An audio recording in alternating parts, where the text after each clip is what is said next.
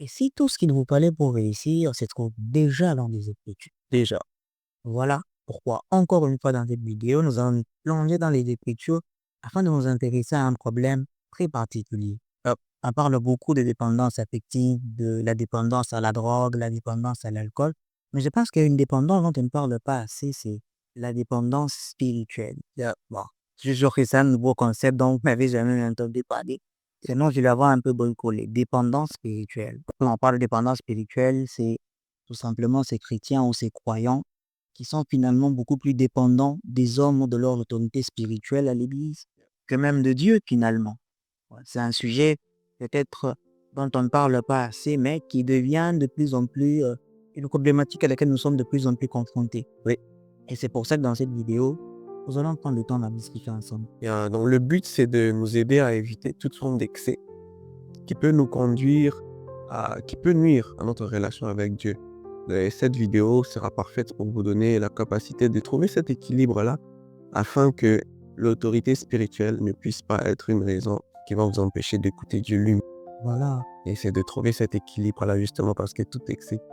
très important. Donc, que l'homme de Dieu ne soit pas finalement une barrière Exactement. entre nous et Dieu. Ça, c'est très bien ce que tu as dit. Donc, trouver l'équilibre. Et avant d'aller plus loin, je crois que pour une vidéo comme celle-ci, un sujet aussi important que celui-ci, c'est nécessaire de placer une certaine base pour ne pas aller dans l'autre extrême finalement. En fait, on n'est pas là pour vous dire que les enfants de Dieu doivent devenir aussi indépendants. Non, c'est pas du tout le cas. Le chrétien n'est pas censé être un électron libre et devenu seul dans son coin. Vous avez besoin de vos autorités spirituelles. Vous avez besoin d'être dans une église, vous avez besoin d'être sous la servie d'un pasteur, je sais pas moi, président de département, toutes ces personnes qui peuvent vous suivre et à qui vous voulez rendre des comptes par rapport à votre évolution spirituelle. C'est très important. Mais comme Joseph l'a dit tantôt, ce que nous voulons dénoncer ou décrire dans cette vidéo, c'est l'excès. L'excès dont nous en faisons finalement trop. C'est pour ça qu'il est important, comme je disais tantôt, de placer certaines bases. Et dire que la dépendance spirituelle dont nous voulons parler dans cette vidéo se manifeste principalement de deux manières. Ok, je pense que on peut dire deux ou trois. Non, deux, je crois que c'est déjà bon. C'est déjà bien. La première manière dont on peut voir cette dépendance, c'est dans le fait que certains croyants ne grandissent pas spirituellement. J'aime beaucoup ce passage de Éphésiens, le chapitre 4, à partir du verset 11 au verset 15. Là où l'apôtre Paul est en train de parler des ministères, des 5 ministères que Dieu a donnés à l'Église. Il parle des pasteurs, il parle des docteurs, des prophètes, des enseignants et des apôtres. Et il dit quoi? Il dit que non, ces gens ont été donnés à l'Église pour l'édification des croyants, pour leur perfectionnement. Et j'aime beaucoup le verset 15 de la Bible dit, afin de les amener à la stature parfaite de Christ, pour qu'ils ne soient pas emportés par tout vent de doctrine. Mais aujourd'hui, c'est le contraire, que l'on voit des gens qui ne grandissent pas. Ça fait des années qu'ils vont à l'église, mais toujours pas de maturité spirituelle pour être capable de, juger de certaines choses par là. Je crois même pas lorsqu'on parle de croissance, c'est juste le fait de aussi s'épanouir dans le temps. Voilà. Oui, parce que tu vas remarquer ça, parce qu'on remarque lorsqu'il y a abus ou lorsqu'il y a excès, lorsqu'on n'arrive pas à s'épanouir dans le temps. Tu as l'impression que tu es bloqué à un certain moment. Bien, tu as une vie chrétienne en dedans des îles, Ça monte, ça descend, ça descend. C'est pas veut dire qu'il y aura des moments difficiles. Non, on va garder aussi cette nuance que ça sera pas tout le temps au top, par exemple. Mais c'est très important de voir au moins dans tout ça une certaine évolution. une certaine progression. Oui. Et c'est l'un des signes qui pourra un peu montrer lorsqu'il y a évolution, cela veut dire que les choses vont quand même bien et tout. Et lorsqu'il y a souvent ces genres d'excès, ça empêche en sorte qu'il y ait cette succession, cette évolution-là. Ouais. J'aime beaucoup ce que tu as eu à dire. C'est vrai que même s'il y a des hauts et des bas, pardon, j'ai dit low en a. Désolé, il a la peine d'être bilingue. Ouais, je disais, même s'il y a des hauts et des bas de temps en temps, mais c'est quand même important que sur la durée, que l'on voit une certaine progression en ressortir. Et j'ai dit que la première manifestation, c'était des chrétiens qui ne grandissent pas. Exactement. Mais je crois qu'il y a une deuxième chose que l'on pourrait ajouter. Exactement. Je pense aussi, c'est le fait de, lorsque quelqu'un commence à considérer la parole de l'homme de Dieu plus que celle de Dieu. Voilà. Je veux aussi dire, c'est la même chose aussi lorsqu'on croit que Dieu peut plus parler par l'homme que par lui-même. Voilà, On a l'impression d'avoir la pensée toujours tournée par rapport à l'homme qui va me dire ce que Dieu veut me dire, alors que Dieu veut justement me dire la même chose, mais venant de lui-même. Exactement. Yeah. Dieu veut développer cette intimité-là. Exactement. Mais vraiment, j'ai tendance à me dire, à me poser la question de savoir qu'est-ce que mon père spirituel dirait d'abord. Qu'est-ce que le prêtre dirait. Ouais. Oui. Donc, finalement, c'est... quand je vais rentrer à la phrase que tu as utilisée au début. L'homme de Dieu devient une barrière entre une communion directe entre moi et Dieu. Yeah. Et je trouve que c'est plus dans ce cas de figure-là que nous nous retrouvons aujourd'hui. Il y a beaucoup de chrétiens, il y a beaucoup d'enfants de Dieu, mais quand tu leur demandes par rapport aux opinions qu'ils ont, ou disons par rapport, pas seulement en termes d'opinion, mais en termes de connaissances qu'ils ont concernant les choses de l'esprit, tu réalises que ce ne sont pas des choses qui peuvent t'expliquer avec la parole de Dieu. Des choses qui vont t'expliquer plus avec les expériences spirituelles de leur, je ne sais pas moi, leur pasteur ou de leur autorité spirituelle. Non, voilà, le pasteur nous avait dit que non, le chrétien, il doit faire tous les jours, il doit faire ça. Est-ce que tu peux me prouver ça par des écritures? Non, voilà, je ne sais pas, je ne me retrouve pas, mais je sais au moins que c'est ça que le pasteur a dit. Exactement. Donc finalement, on commence à privilégier plus la parole de l'homme de Dieu Oui. que la parole du Dieu que sert l'homme de Dieu. Oui. Ouais. Et ça, je trouve que c'est vraiment dangereux. Yeah. Et on a présenté la chose comme étant un problème. Alors, quelqu'un se posera peut-être la question de savoir en quoi est-ce un problème. En quoi est-ce un problème? Si cet homme de Dieu, par exemple, est bienveillant et il veut que je puisse grandir, si c'est quelqu'un de confiance, où est l'émane finalement? Alors, personnellement, je dirais que quand je réfléchis, quand j'y pense, le premier danger qui me vient en tête, donc, quand on mène ce genre de vie, c'est l'idolâtrie déjà. Il y a le piège de tomber dans l'idolâtrie. Dans le sens où on va tomber dans le piège de commencer à préférer la parole des hommes à celle de Dieu. C'est un peu dans la continuité du point dont tu as parlé tout à l'heure, le point que tu as mentionné tantôt.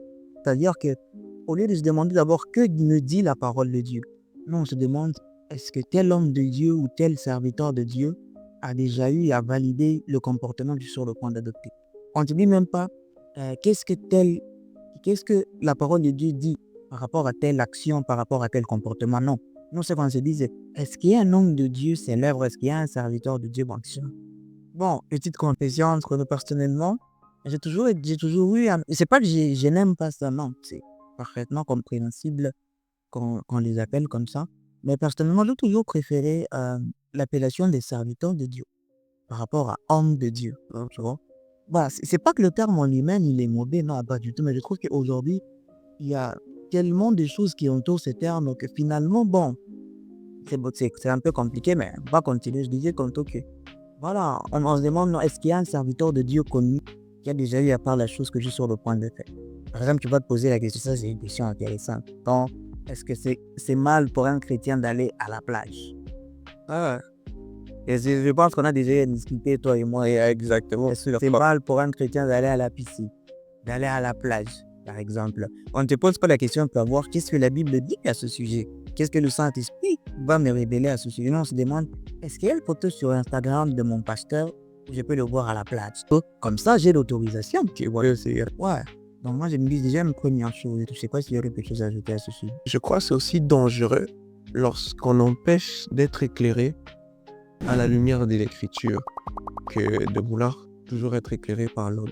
Qu'est-ce que je veux dire par là? C'est qu'il y aura certaines saisons de nos vies ou certains endroits où nous allons arriver où ça nécessitera pas seulement que l'homme puisse te dire quelque chose, mais que toi-même tu puisses avoir la lumière ou la réponse qu'il te faut au travers des écritures. Il faut qu'il y ait ce contact direct entre toi et la parole de Dieu, que toi, l'homme de Dieu, puis la parole de Dieu. Non, je pense que c'est là où les choses deviennent dangereuses, lorsque ça empêche ces contacts-là directs. Tu vois, ça peut paraître comme ça, mais pour moi, ça peut arriver à une personne de se dire, oh, je n'ai pas besoin de lire la Bible.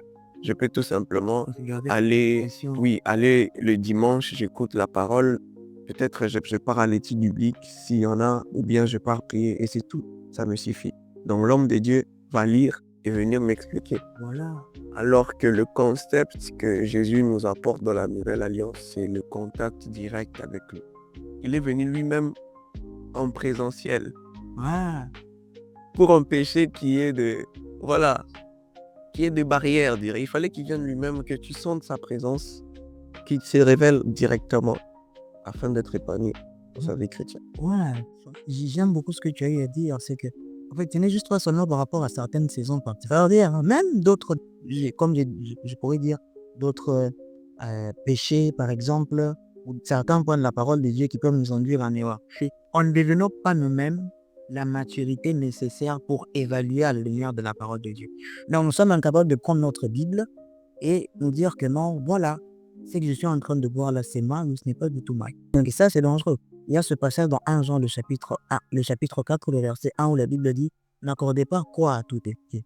Mais vous devez apprendre à analyser, à discerner pour savoir ce qui vient de Dieu, ce qui ne l'est pas. » Comment tu sauras discerner par toi-même si, voilà, déjà toi-même, tu es incapable de bien interpréter ta parole de Dieu, tu es incapable d'écouter le Saint-Esprit te parler au travers de Saintes Écritures. Aujourd'hui, on va se le dire, il y a beaucoup de doctrines problématiques qui sont en train de foisonner dans les églises. Parfois, ce sont des bonnes églises, des églises tout à fait respectables, mais voilà, malheureusement, parce que les hommes peuvent commettre des erreurs aussi dans la façon d'enseigner de l'homme de Dieu qui s'est battu plus sur ses expériences et sur la parole de Dieu, on induit les gens en erreur. Et on est incapable nous-mêmes de juger. Et d'ailleurs, ça m'amène à un autre danger. Je me permets d'évoquer ça rapidement pour ne pas oublier. Yeah. Ouais, pour ne pas oublier, je me dis qu'un des dangers de cette dépendance spirituelle, c'est le fait que nous allons nous retrouver dans une situation où, donc laisse-moi chercher les bons termes pour ne pas avoir des problèmes. C'est très, très, très important.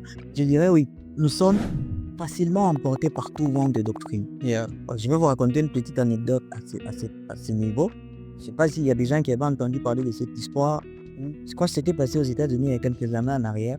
Il y a des gens, il y a une personne qui se disait, voilà, serviteur de Dieu, serviteur de l'Éternel, et qui était venu avec une nouvelle selon laquelle Dieu lui avait révélé la date précise de l'enlèvement. Il a donné une date aux gens de sa congrégation, aux gens de son église. Il a dit quel jour il y aura l'enlèvement. Donc vous devez vendre vos histoires, tout ce que vous avez, parce qu'on sera en idée. Et il y a des gens qui ont vendu leur maison comme ça. Alors, tout ce qu'ils avaient, ils ont claqué ça et tout. Certains ont dilapidé leur bien en se disant que nous serons en idée. Et le jour est arrivé, il n'y a pas eu d'enlèvement. Imagine un peu. Et c'est ça, c'est aussi un des dangers de cette dépendance spirituelle. C'est que nous sommes incapables de tenir face au vent des doctrines. Parce que la Bible nous dit nous en garde que les faux prophètes, il y en aurait nombreux. Hein.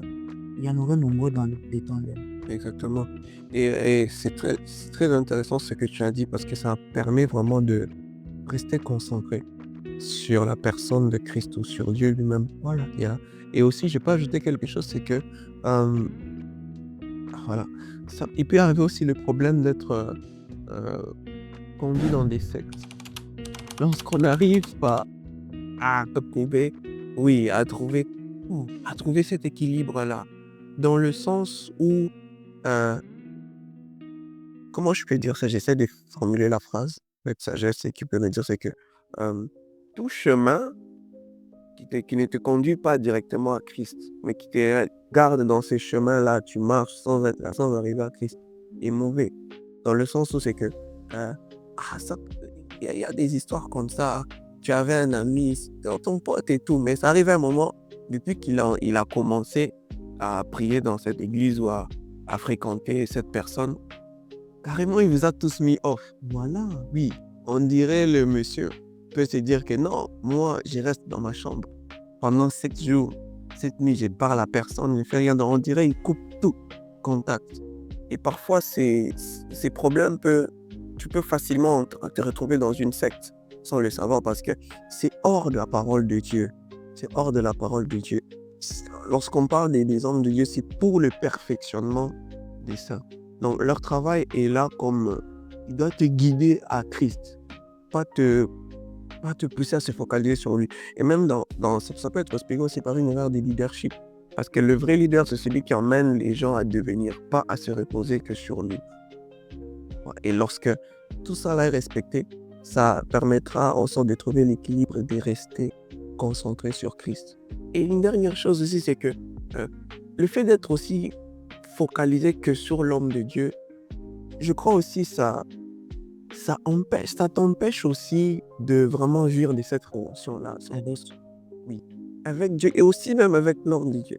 Parce il y a clairement un avantage à avoir un encadreur et quelqu'un qui te conduit parce que, comme tu l'as dit au départ, on n'est pas juste des électrons libres. D'ailleurs, la Bible nous appelle des brebis. Et j'avais vu une brebis qui se promène à pied, voilà. Ah, Il y a le fait de savoir voir dans les Écritures la lumière qu'il faut directement te permettra même que lorsque quelqu'un te parle, de renforcer ça, tu vois. C'est mieux quand quelqu'un arrive à trouver cet équilibre, et il saura avancer. en tout cas, j'ai beaucoup aimé tout ce que tu venais de dire. Déjà, le coin de la secte, qu'est-ce que c'est important. Yeah, yeah. Il y a des gens, bon, je vais dire des charlatans qui ont su brillamment instrumentaliser le message de l'évangile, ou disons la Bible de manière générale, hein, pour manipuler et euh, détruire plusieurs personnes. Donc vous aviez un ami, comme tu l'as dit, vous étiez proche, tout d'un coup, c'est pas moi, il a commencé à fréquenter un certain prophète et tout ça. Là, on lui a dit, même les gens de sa famille, ce sont des sorciers.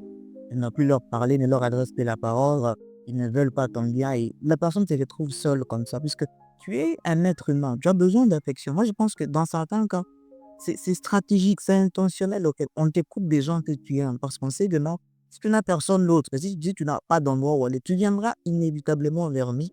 Et quand tu es aussi impliqué émotionnellement, on peut te dire tout et n'importe quoi. En fait, ton jugement ne sera plus vraiment libre. Donc, j'ai beaucoup aimé ce que tu as dit. Et je pense que, bon, ça devrait déjà commencer à finir, on va pas s'éterniser. Exactement. Mais je pense que, en fait, nous, tu as aussi touché le point de leadership que j'ai beaucoup aimé.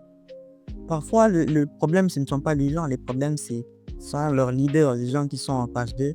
C'est eux en fait, qui ne développent pas convenablement cette culture-là de la croissance spirituelle et afin que les gens soient capables de grandir et de pouvoir juger certaines choses par eux-mêmes. Et voilà, mais je pense aussi que nous autres enfants de Dieu, on doit développer cette nuance-là, d'être capable de se dire que non, de regarder votre pasteur ou votre responsable et de vous dire que voilà, je l'aime, je le respecte, j'honore la grâce de Dieu sur sa vie, mais sur ce point-là, en tout cas ce qu'il a fait, ça ne me semble pas être en accord avec les Écritures. Vous voyez. Personnellement, je peux donner mon exemple. Si je disais ici, devant toutes ces personnes qui nous suivent, que à chaque fois que je suis allé dans mon église, toutes les choses que mes pasteurs ont eu à prêcher dans leur prédication, j'étais d'accord avec eux à 100%. Je vais mentir. Il y a eu des fois où je les ai entendus dire des choses et je n'étais pas d'accord avec ça. Je disais non, moi personnellement, par rapport à ce que j'ai lu dans la Bible, c'est pas en accord avec les Écritures. Mais je ne me suis pas non plus révolté le même jour pour dire non, je quitte l'église, non. Parce que la révélation aussi, elle est progressive. Tu ne peux pas vraiment te dire non, je quitte l'église. Peut-être que c'est ta compréhension de la parole de Dieu qui n'est pas suffisamment éclairée. Tu vois, tu peux approcher le pasteur pour lui dire non, j'ai pas compris pourquoi vous avez été ça et tout. Mais on doit développer la nuance là de se dire que non, quand il commence à dérailler, quand il dit des choses, vous devez être capable, comme les chrétiens de Béret, et Bible nous parle de être capable d'analyser ce que voit la lumière des Écritures. Yeah, exactement. Donc c'est un peu ça. Et surtout pour essayer de nuancer les choses, c'est pas parce que vous sentez que voilà, l'attention devient trop tournée vers l'homme de Dieu. Et justement, c'est intentionnel. Parfois, je l'ai dit, oui, c'est juste parfois peut-être une méthode de leadership pas très voilà, bonne. Tu vois, donc c'est juste une erreur de leadership peut-être. Mais c'est à la personne, c'est à chacun de nous d'être assez responsable pour se dire que voilà, je ne veux pas tout reposer sur un homme. Je veux aussi écouter Dieu. Dieu aussi va me parler. Dieu aussi va me conduire. Et ainsi de suite. Et surtout, l'une des choses, on ne peut pas finir cette vidéo sans dire ça, c'est que le Saint-Esprit est l'une des choses que Dieu nous a donné lui-même afin de pouvoir nous guider et nous conduire. Bien évidemment que c'est peut-être mieux de dire et la personne. Et la faire ça. Et il y a des gens qui vont dire non, ils ont dit que ça, l'esprit est une chose. Quoi? Une personne, Et la personne. bien sûr. Donc c'est très important de se reposer sur ça et garder cet équilibre-là. Voilà. Sinon, dites-nous dans les commentaires ce que vous avez pensé. Si vous avez des questions, nous savons que c'est un sujet très vague. Il y a beaucoup de choses à dire. Voilà, si vous avez des questions spécifiques sur ce sujet, n'hésitez pas à les poser, n'hésitez pas à liker, Exact. n'hésitez pas à commenter et à partager avec des proches. Personne n'est à l'abri. Hein. Même moi-même, si je commence à vous expliquer certaines choses que j'ai eu à faire parce qu'on m'avait dit non, c'est Dieu qui a dit. Enfin bref, n'hésitez pas à commenter et voilà, c'était Waltz pour vous apprendre à affronter tous les problèmes de la vie quotidienne avec la sagesse de la parole de Dieu. Yep. Sinon, merci et à la prochaine. Prenez soin de vous.